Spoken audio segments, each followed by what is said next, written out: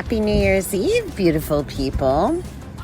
Welcome to 321 New Kitten, December 31st.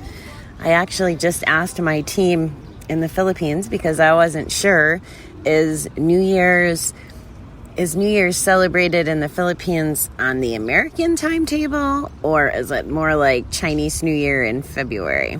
The things I get to learn by having a team, an international team, and having lots of exposure to different cultures and different people. It's amazing. So evidently they celebrate like Americans. So that's pretty cool. Okay, so what do we got? It's New Year's Eve. Big doings. I would probably be spending most of this episode reflecting on what an incredible year I thought 2020 was. I mean, it's definitely had its challenges, don't get me wrong, but the amount of growth and progress and, I don't know, spirituality, vision, all the things that have come out of it, out of all the challenges, has just made it absolutely phenomenal. I mean, it's definitely the most pivotal year of my life, and I hope that if you're listening out there that you had an opportunity to find some gratitude in 2020 as well. I mean, there's definitely been a lot of loss, a lot of chaos, a lot of uncertainty, a lot of change, and I hope that we can all just find optimism and faith that it's all going to work out exactly the way it should. It's hard to believe that some days. I understand. It's definitely hard to believe that some days. But that understanding, as it unfolded to me earlier in the year, has just been life-changing. I'm still flabbergasted that not 6 months ago, international VAs were a thing in my life, and now it's my livelihood. Like, you never know what's going to show up, and it's about being open to it. The miracle challenge that I'm working on, today's day 25, and I listened to the lesson. I didn't do the work yet, but the lesson is called Dancing with Divinity, and James does a really good job of explaining the whole concept of having faith and doing the work, that there's a dance and that there's a balance to it. And essentially, he uses the example about the farmer who, prayed for, I'm of course summarizing, this is probably 10th hand by the time you get it from me, but he's praying for really good crops and a great harvest, but he doesn't plant any seeds. And, is faith alone going to get you a good crop? Is essentially the moral of the story. Now, I personally don't think that that's the way it works. I think we have to work a little, do our part to make things work out. We can't just sit back and be like, okay, I'm cured from gambling, or okay, my life is great. We can't do that. I don't see that I don't see that yielding very much results. So I liked that lesson, and I think it was pretty timely that I was getting it on, leading up to the new year. So I will do my homework on that when I get back to my room and see what shows up, and just having an understanding that I have to do the work, that, nothing is given, and I just need to not rush deadlines. It goes back to my impatience, which is definitely one of my character defects, and opportunity areas, to say the least. So that's what I'm thinking about this morning, is that balance.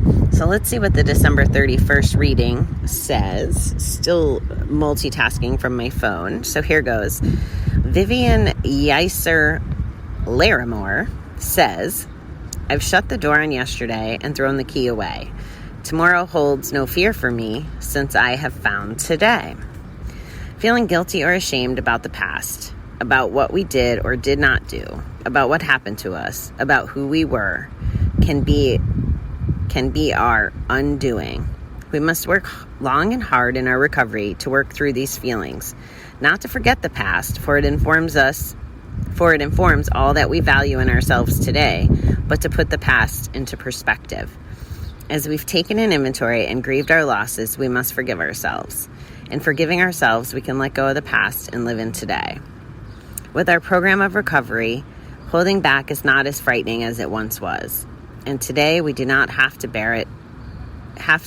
bear what we find alone. A new year, a new life can be ours. Love and friendship, support and spiritual growth are waiting for us today. Our yesterdays are over, and we can look to the future with joy and anticipation. Today, help me forgive myself for what's past and learn to have faith in your plan for me. This is essentially what I was saying before I read the reading. Well, at least for me, I'll have to be patient. And I'm a believer that the past has purpose to give us skill set to learn from. Even the pain of the past, going through, deaths and illness and loss of relationships, changing of jobs, that was a loss. I lost the security of my day job and having medical benefits and all the things that come with that. It's all in the past, though, now. My gambling is in the past. And I wouldn't hang on to it so much if I wasn't trying to share the message, but because it's not really my identity. And I could very easily beat myself up every day and be like, okay, I did this, and this. I hurt this person. I lost this amount of money. I wasted all these years. Because that's something I will tell you, that as I get in this online space, I look at these 20 and 30-year-olds that never had gambling addiction, or at least that I know of, and I see how successful they are in finance and understanding the technology and all the things that they can do. And sometimes I'm like, damn, I wasted so much time. That could have been me, but that actually couldn't have been me. It could never have been me. I had to go on the path that I went, and I had to have the past that I have to make the impact that I have today. Like, it's just who I am. No one can change who I am. And this is the same for you. Everything that has happened in your past has a purpose, whether we understand it or not. It does. But don't hang on to that and dwell on that, because what that does is it perpetuates the cycle of the bad stuff happening, or the person we thought we were in that. I love that this reading reminds us to forgive ourselves. And I think we need to do one big forgiveness and then remember to forgive ourselves daily when we screw up. It's just like clearing that slate, not only forgiving other people, but forgiving ourselves when we screw up. Like, I screwed up last week at a meeting. I was a little bit vivacious. Is that a word? I had an agenda. I didn't realize it actually in the moment, and was driven by emotions, but I was really pissed about the way someone acts and when they're relapsing. And my talking wasn't, it was definitely from the heart and full of passion, but I didn't handle it in the way that I should have. I should have been a lot more humble, and the message would have been received a little better. At least that's my take. But I have to forgive myself for that and just move forward and try to strategize a little better for how to share that message in the future. So that's part of my forgiving myself. Same thing with saying dumb things or making bad decisions. It just comes with the territory. But it's all part of our history box to learn from. So don't dwell on those things, guys. I will tell you that I don't believe that flipping a calendar is like waving a magic wand. Like, everything's not going to get better because the calendar says January 1st tomorrow. It's just, that's not the way it works. It will get better, though, if you do the work, if you stop gambling, if you're reflective, if you're self-aware, if you forgive yourself, if you get rid of the guilt and the shame that aren't serving you, because they're not. They're holding you back. It's like trying to swim a triathlon through mud. It's not going to work. So it's shifting. And again, it's not going to happen overnight just because the clock strikes midnight. So many people are saying, oh yeah, I can't wait for 2020 to be over. Well, then what? Just January 1st doesn't make it all better. It just doesn't. And yeah, is there hope? Is there something about, I know, like even with me, this stupid smoking that I quit and don't quit and quit and don't quit. Even that, I would love to have like a clean, like be done with cigarettes. The calendar flips 2021. That's a good motivator to me. That way I could be like, I never smoked a cigarette in all of 2021. That's ego. That's not really about being successful at quitting smoking. That's just aligning the calendar and playing my own head games. Now maybe it'll work and maybe it'll serve me. But if I go into 2021 and in February decide to smoke a cigarette, am I going to beat myself up and not forgive myself and hang on to the guilt and shame and then stop trying to quit a few months later? Well, that wouldn't work either. So just be mindful of what the calendar implies to you and how you feel around it. Take notice of all your victories in 2020. And that may be hard to do too, right? We're not programmed that way. But I am sure if you gave it some really good thought, or if I was an outsider looking into your life, that I could probably find 100 victories that you're not even seeing. And it's important that you acknowledge those as well and hang on to them and use them as building blocks to know that you can have more victories and you can use them as a foundation to continue to move forward. If you have one day gamble free, that's a victory. I mean, it just is. No matter how you look at it, it's one day less that you gambled. It's one day less that you numbed. Take it as a win. If you find yourself trying to go to more meetings or practice more self-care, those are all victories. If you took a walk one day this week, but you weren't normally walking any day of the week, that's a win. Those are all the things that are starters to change our habits. So I want to call that out to you. And yes, I'm definitely enthralled by the fact that it's a new year. Again, I have kind of a business mind and a financial mind. So it excites me to see, now that I've gotten a little bit of a learning curve with my businesses, it excites me to see what like a real first quarter will look like. It's going to be our first quarter and then our first second quarter. And then we start cycling, but our development in the third quarter. But and I'm not rushing it, but it's going to be fun to see what we can do and how all these strategies work about setting goals and living through our values, because we're doing the same thing with business. I mean, that's why the other show is called The Recovering Entrepreneur. I'm not trying to hide my recovery. I'm trying to use it to apply into business and into helping all the people I want to help. And I believe that they're married for me, and I think that it's the right message for me to say. And I'm going to just keep doing it. And that's just kind of the way it's going to go. So, yeah, that's what's working for me. And I hope you find what works for you. What do you want to do in the new year? I mean, don't be the cookie cutter. I'm going to make a resolution and forget about it, by Valentine's Day. I know I have a health resolution, and it has to do with my weight in addition to not smoking. But I'm going to actually shift gears and focus on that a little bit this year. I need to do a better job. I use the excuse of the cold and the weather, and then here I am sitting somewhere, and the weather is not an obstacle, and I still haven't broken 20,000 steps on any day.